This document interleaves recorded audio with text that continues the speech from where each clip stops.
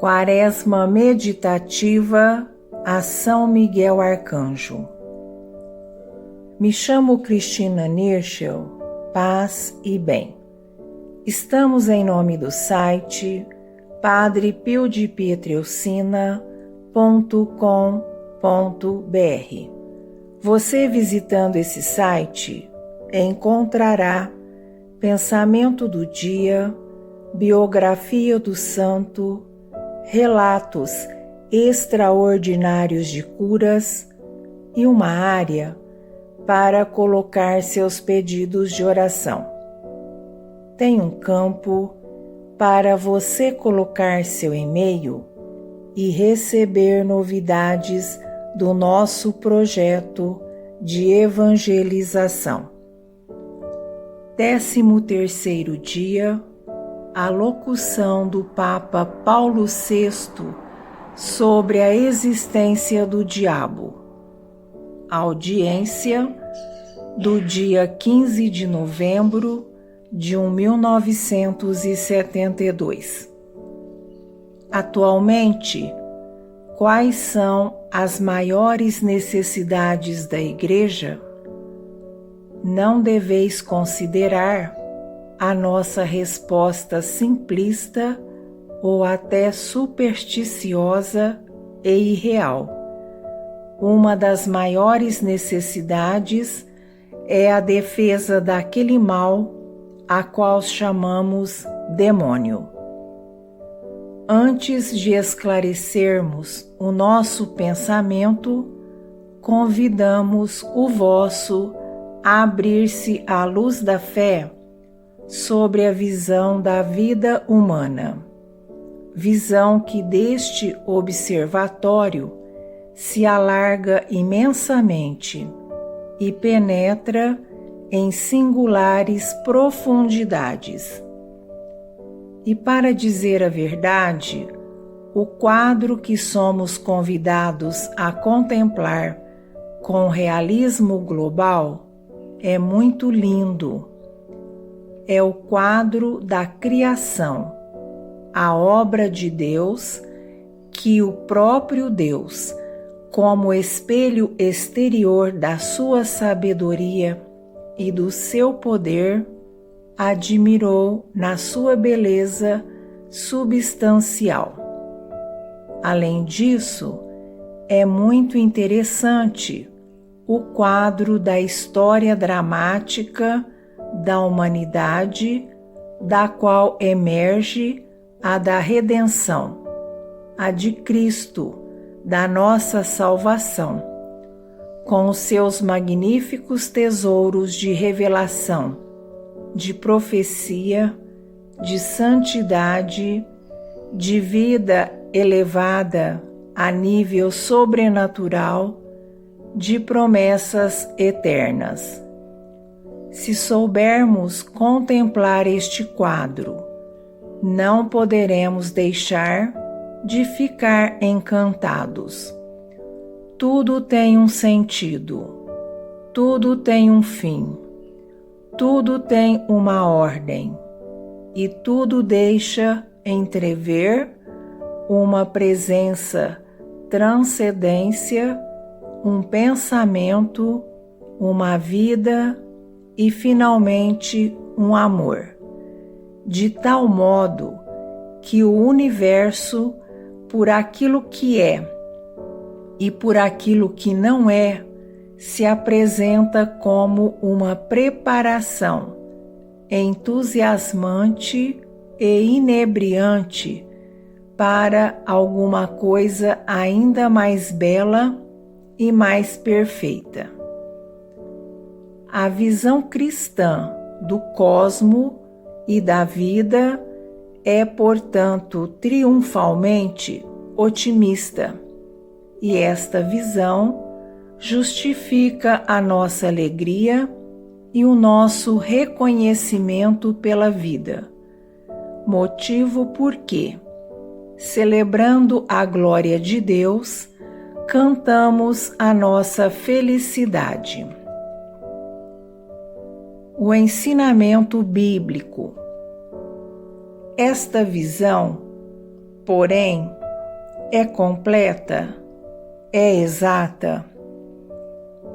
Não nos importamos, porventura, com as deficiências que se encontram no mundo, com o comportamento anormal das coisas em relação à nossa existência, com a dor, com a morte, com a maldade, com a crueldade, com o pecado, numa palavra, com o mal? E não vemos quanto mal existe no mundo, especialmente quanto à moral, ou seja, contra o homem e simultaneamente, embora de modo diverso, contra Deus? Não constitui isto um triste espetáculo, um mistério inexplicável? E não somos nós, exatamente nós, cultores do Verbo, os cantores do bem, nós, crentes, os mais sensíveis, os mais perturbados perante a observação e a prática do mal? Encontramo-lo no reino da natureza, onde muitas das suas manifestações, segundo nos parece, denunciam a desordem. Depois, encontramo-lo no âmbito humano, onde se manifestam a fraqueza, a fragilidade, a dor, a morte e ainda coisas piores. Observa-se uma dupla lei contrastante, que por um lado quereria o bem e por outro se inclina para o mal. Tormento este que São Paulo põe em humilde evidência para demonstrar a necessidade e a felicidade de uma graça salvadora, ou seja, da salvação trazida por Cristo. Já o poeta pagão, Ovídio, tinha denunciado este conflito interior no próprio coração do homem. Encontramos o pecado, perversão da liberdade humana e causa profunda da morte, porque é um afastamento de Deus, fonte da vida, e também a ocasião e o efeito de uma intervenção em nós e no nosso mundo de um agente obscuro e inimigo, o demônio. O mal já não é apenas uma deficiência, mas uma eficiência, um ser vivo, espiritual, pervertido e perversor. Trata-se de uma realidade terrível, misteriosa e medonha. Sai do âmbito dos ensinamentos bíblicos e eclesiásticos quem se recusa a reconhecer a existência desta realidade, ou melhor, quem faz dela um princípio em si mesmo, como se não tivesse, como todas as criaturas, origem em Deus, ou a explica como uma pseudo-realidade, como uma personificação conceitual e fantástica das causas desconhecidas das nossas desgraças. Constitui a maior dificuldade para nossa compreensão religiosa do cosmo. Foi por isso que Santo Agostinho penou durante vários anos. Procurava de onde vinha o mal e não encontrava a explicação. Vejamos então a importância que adquire a advertência do mal para a nossa justa concepção. É o próprio Cristo quem nos faz sentir esta importância. Primeiro, no desenvolvimento da história, haverá quem não recorde a página tão densa de significado da tríplice tentação? E ainda, em muitos episódios evangélicos, nos quais o demônio se encontra com o Senhor e aparece nos seus ensinamentos? E como não haveríamos de recordar que Jesus Cristo, referindo-se 3 vezes ao demônio como seu adversário, o qualifica como príncipe deste mundo? E a ameaça desta nociva presença é indicada em muitas passagens do Novo Testamento. São Paulo chama-lhe Deus deste mundo e previne-nos contra as lutas ocultas que nós cristãos devemos travar, não só com o demônio, mas com a sua tremenda pluralidade. Revesti-vos da armadura de Deus, para que possais resistir às ciladas do demônio.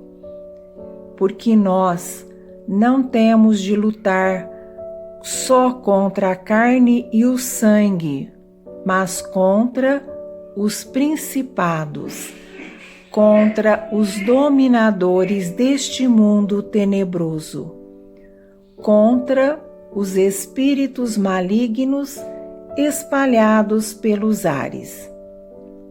Diversas passagens do Evangelho dizem-nos que não se trata de um só demônio, mas de muitos, um dos quais é o principal, Satanás, que significa o adversário, o inimigo, e ao lado dele estão muitos outros, todas criaturas de Deus, mas decaídas, porque rebeldes e condenadas constituem um mundo misterioso transformado por um drama muito infeliz, do qual conhecemos pouco. O inimigo oculto. Conhecemos, todavia, muitas coisas deste mundo diabólico que dizem respeito à nossa vida e a toda a história humana. O demônio é a origem da primeira desgraça da humanidade. Foi o tentador pérfido e fatal do primeiro pecado, o pecado original. Com aquela falta de Adão, o demônio adquiriu um certo poder sobre o homem, do qual só a redenção de Cristo nos pode libertar. Trata-se de uma história que ainda hoje existe. Recordemos os exorcismos do batismo e as frequentes referências da Sagrada Escritura e da liturgia ao agressivo e opressivo domínio das trevas. Ele é o inimigo número 1, o tentador por excelência. Sabemos, portanto, que este ser mesquinho, perturbador, existe realmente e que ainda atua com astúcia traiçoeira. É o inimigo oculto que semeia erros e desgraças na história humana. Deve-se recordar a significativa parábola evangélica do trigo e da cisânia, síntese e explicação do ilogismo que parece presidir às nossas contrastantes vicissitudes. É um assassino desde o princípio e pai da mentira, como o define Cristo. É o insidiador sofista do equilíbrio moral do homem. Ele é o pérfido e astuto encantador, que sabe insinuar-se em nós através dos sentidos, da fantasia, da concupiscência, da lógica utópica ou de desordenados contatos sociais na realização de nossa obra, para introduzir neles desvios tão nocivos quanto na aparência, conforme as nossas estruturas físicas ou psíquicas, ou as nossas profundas aspirações instintivas. Este capítulo, relativo ao demônio e ao influxo que pode exercer sobre cada pessoa, assim como sobre comunidades, sobre inteiras sociedades ou sobre acontecimentos, é um capítulo muito importante da doutrina católica, que deve ser estudado novamente, dado que hoje o é pouco. Algumas pessoas julgam encontrar nos estudos da psicanálise ou da psiquiatria ou em práticas evangélicas, no princípio da sua vida pública, de espiritismo, hoje tão difundidas em alguns países, uma compensação suficiente. Receia-se cair em velhas teorias maniqueístas ou em divagações fantásticas e supersticiosas. Hoje, algumas pessoas preferem mostrar-se fortes, livres de preconceitos, assumir ares de positivistas, mas depois dão crédito a muitas superstições de magia ou populares, ou pior, abrem a própria alma batizada, visitada tantas vezes pela presença eucarística e habitada pelo Espírito Santo, às experiências licenciosas dos sentidos, às experiências deletérias, assim como às seduções ideológicas dos erros na moda, fendas estas por onde o maligno pode facilmente penetrar e alterar a mentalidade humana.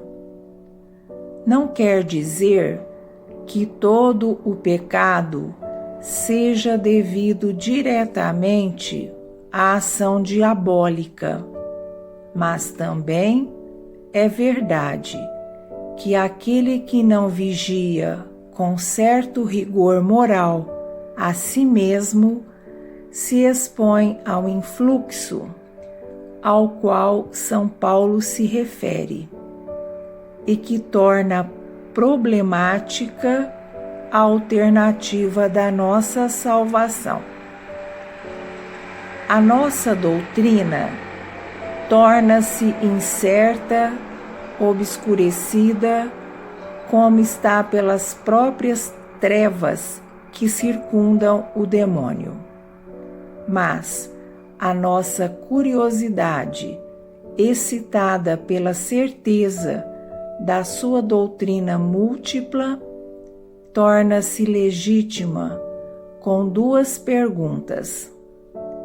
Há sinais da presença da ação diabólica? E quais são eles? Quais são os meios de defesa contra um perigo tão traiçoeiro? A ação do demônio. A resposta à primeira pergunta requer muito cuidado, embora os sinais do maligno, às vezes, pareçam tornar-se evidentes.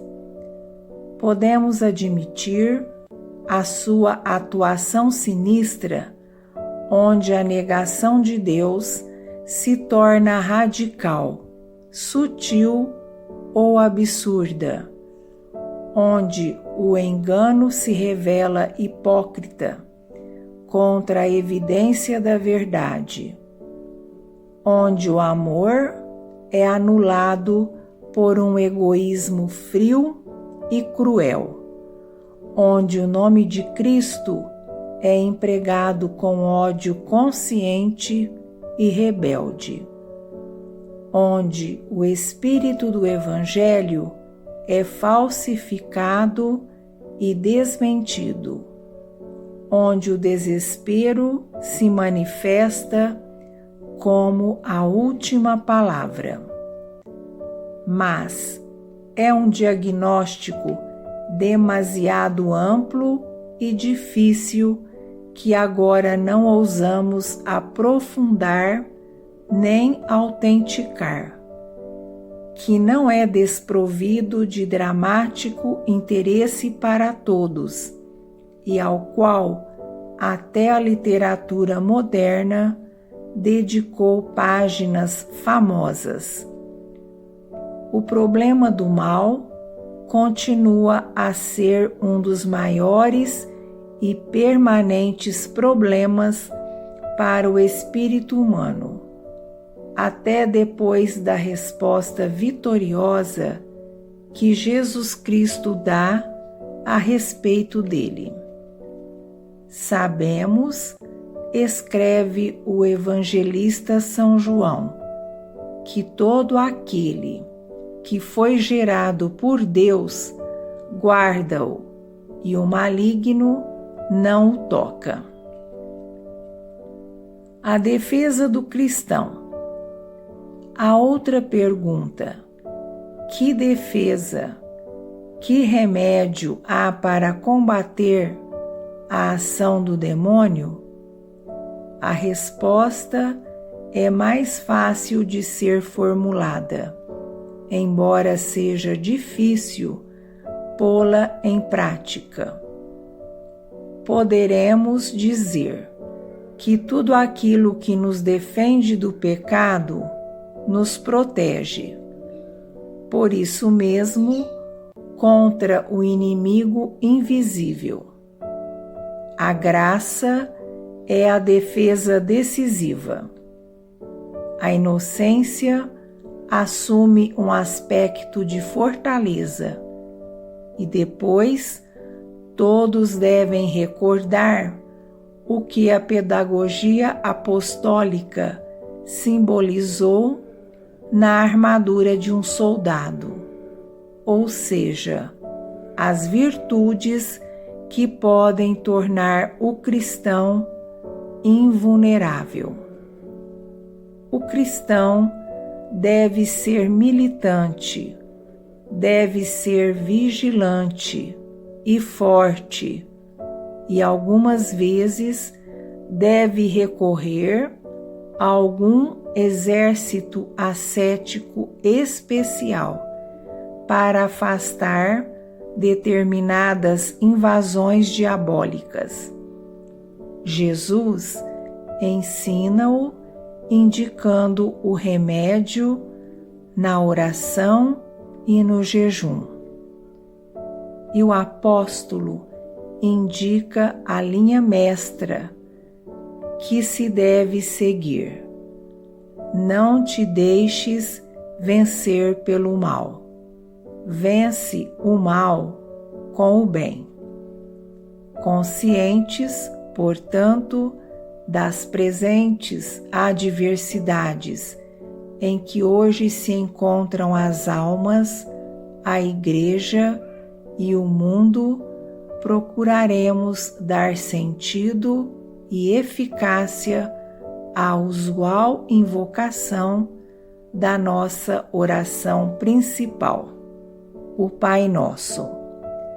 Contribua para isso a nossa bênção apostólica. Peço que você se inscreva no nosso canal, o Enio Viana. Ative o sininho para você receber as notificações dos nossos vídeos. Deixe o seu like, deixe seu comentário dizendo o que está achando do nosso projeto e nos ajude no apostolado de evangelização. Compartilhe com seus amigos em suas redes sociais. Salve Maria Imaculada!